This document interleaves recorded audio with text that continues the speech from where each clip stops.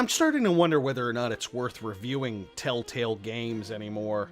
Maybe I should wait until something in their paradigm shifts, but let's face facts, that might take a while. Telltale Games started out as a somewhat more traditional adventure game developer in 2004.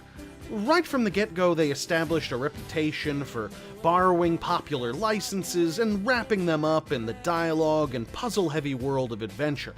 They've done it for Jeff Smith's Bone, Homestar Runner, Game of Thrones, Batman, and perhaps most famously, The Walking Dead.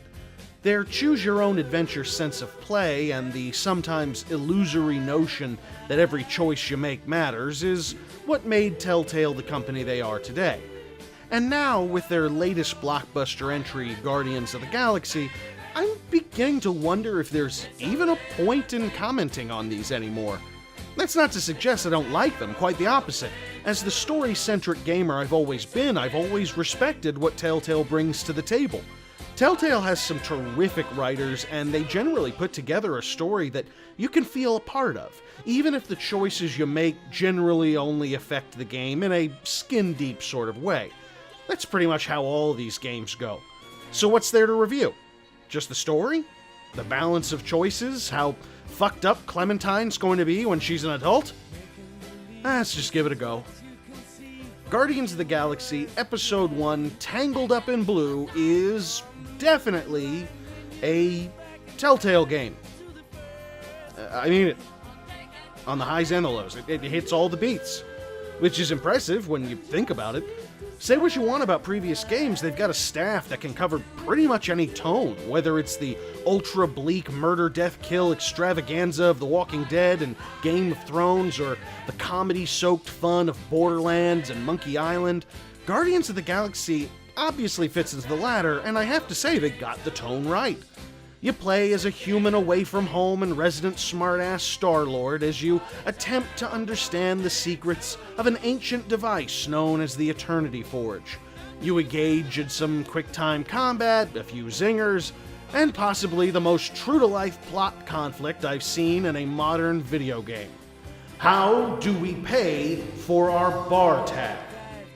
Chilling, truly. By the end of this first episode, I felt like Telltale had set up a decent enough story, although the stakes only truly get raised in its final moments. However, I also wasn't impressed by anything beyond the story.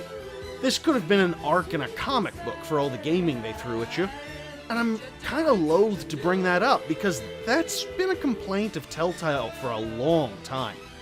However, I was genuinely impressed by the detective aspects that they did with Batman recently.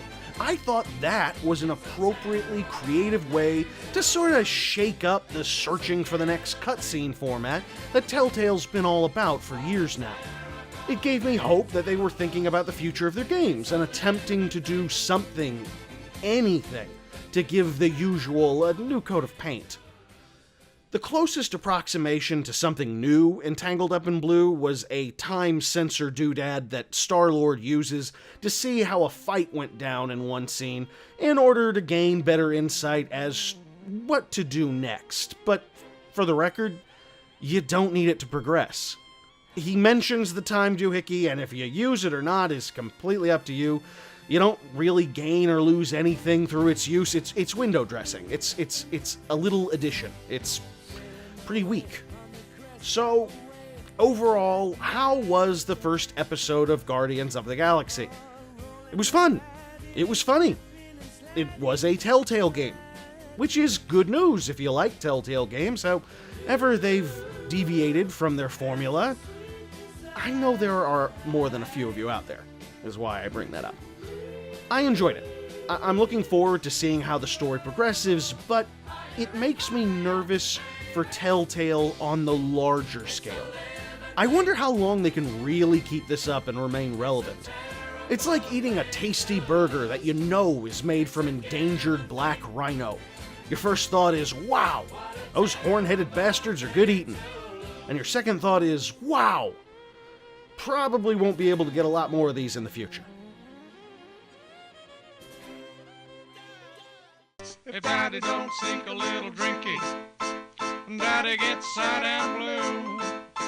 Sneak a little drinky, sneakity-doo. Sneak a little drinky past you. Sneak a little drinky, sneakity-doo. Sneak a little drinky past you.